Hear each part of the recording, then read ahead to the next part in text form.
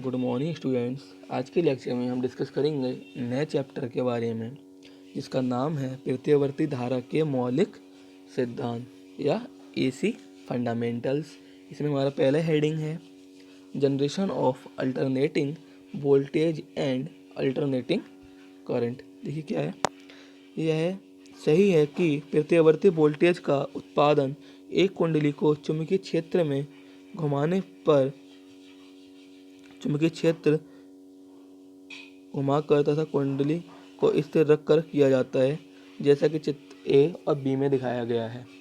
देखो चित्र ए और चित्र बी क्या दिखाया गया है। इसमें कह रहा है प्रत्यावर्ती वोल्टेज का उत्पादन, मतलब जो हमारी एसी वोल्टेज है उसका उत्पादन कैसे करेंगे। एक कुंडली को चुंबकीय क्षेत्र में, मतलब ये चुंबकीय क्षेत्र हमारा एन और एस पोल हो गया, इसके बीच में चुंबकीय कुंडली को रखकर घुमाने या चुंबकीय क्षेत्र को घुमाकर कुंडली में को स्थिर रखने पर, कुंडली घुमाए या चुंबकीय क्षेत्र को घुमाए स्थिर रखने पर किया जाता है। मतलब हम कोई वोल्टेज प्राप्त करनी है तो इसके बीच में, कुंडली के बीच में कोई रख देंगे, उसको घुमाएंगे, हमें एक वोल्टेज मिल जाएगी। ये हमने मोटर को दिखा रखा है।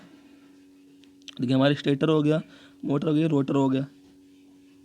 देखिए रोटेट होगा, मैग्नेटिक फील्ड को कट करेगा, हमारा फ्लक्स जनरेट होगा, ये चलने लगेगा। लिखा है दोनों दिशाओं में उत्पादित वोल्टेज का मान कुंडली में निम्नलिखित संख्याओं number of turns in coil, चुंबकीय क्षेत्र की सामर्थ्य स्ट्रेंथ ऑफ फील्ड तथा कुंडली या चुंबकीय क्षेत्र के घूमने की गति speed at which the coil और मैग्नेटिक फील्ड रोटेट पर निर्भर करता है।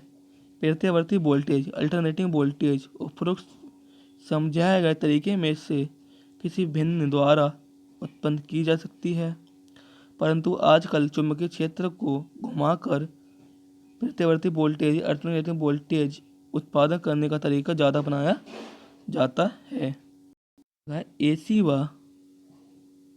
एसी व डीसी में अंतर।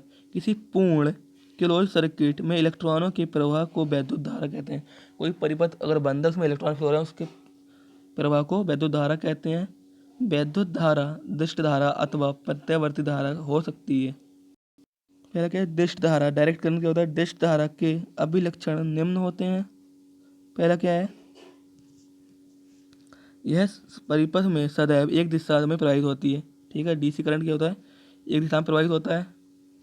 दूसरा है लोड के मध्य प्रदायक के धन सिरे, मतलब पॉजिटिव एंड से ऋणात्मक एंड सिरे की ओर प्रवाहित होता है, मतलब पॉजिटिव से नेगेटिव के लिए प्रवाहित होती है। तीसरा यह एक समान अथवा परावर्ती मान हो सकती है, मतलब सेम कांस्टेंट और परावर्ती हो सकती है। एक समान मान की धारा जैसा चित्र ए में दिखाया है, मतलब ये कांस्टेंट करंट की तरह हो सकता है,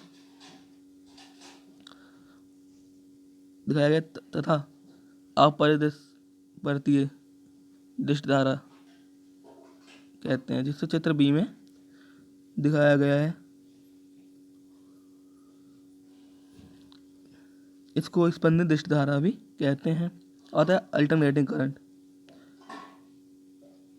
प्रत्यावर्ती धारा के अभिलक्षण निम्न होते हैं। पहला क्या है, ये निश्चित कालांतर पर पीरियडिकली दिशा बदलता है। देखिए अल्टरनेट चलता है, पॉजिटिव नेगेटिव साइनसॉइडल वेव की फॉर्म में। पहला क्या है, परिमाण को परिवर्तित होती रहती है। इसका परिमाण मतलब मैग्नीट्यूड परिवर्तित होता रहता है।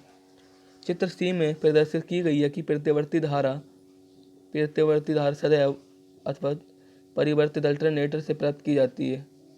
तो हम अल्टरनेटर से मिलती है, प्रत्यावर्ती से प्राप्त होने वाली धारा को जबकि धारा साइनसॉइडल वोल्टेज कहते हैं। Simple wave form. अब कुछ डेफिनेशन देख ले तो हमारे एग्जाम में आती है। क्या लिखा है, the shape of curve obtain by plotting the instantaneous value. जो शेप होती है कर्व की प्लॉट प्राप्त करते हैं, कैसे, प्राप्त करने पर इंस्टेंटेनियस वैल्यू को मतलब ड्रॉ करके, of the voltage and current, voltage और करंट के बीच में, as ordinate against time of abscissa का is called its wave form और वेव शेप। देखिए अब हिंदी में देखते हैं डेफिनेशन। प्रत्यावर्ती राशियों में वोल्टता तथा धारा के ताक्षणिक मानों, मतलब प्रत्यावर्ती धारा में वोल्टेज और करंट के ताक्षणिक मानों, मतलब एकदम चेंज हो जाता है मान का समय के साथ वक्र कर्व खींचने के उपरांत जो आवृत्ति प्राप्त हो उसे तरंगरूप वेवफॉर्म या प्रत्यावर्ती धारा बोलता। हमेशा सममित तरंग सिमेट्रिकल वेव या चक्रित तरंग स्मूथ वेव का रूप नहीं ले सकती, जैसे चित्र में दिखाया गया है। 3 वेव फॉर्म दिखाई है हमें,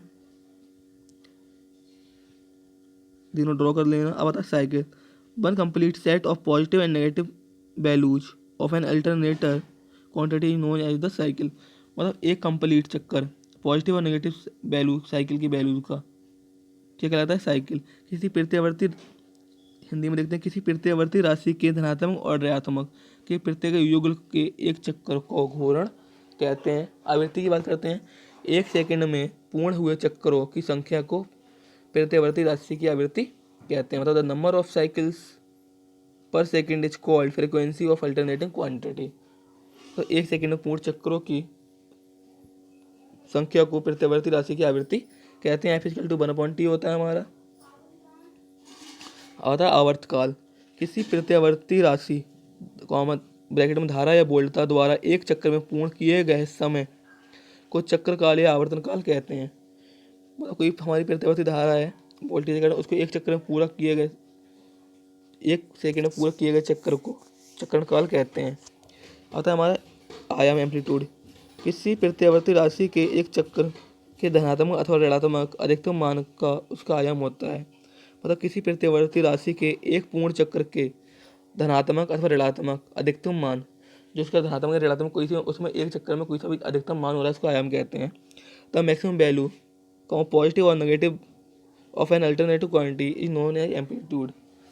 आज के लेक्चर में स्टूडेंट्स हम इतना ही डिस्कस करेंगे। कल के लेक्चर में डिस्कस करेंगे कोई नया टॉपिक। Thank you.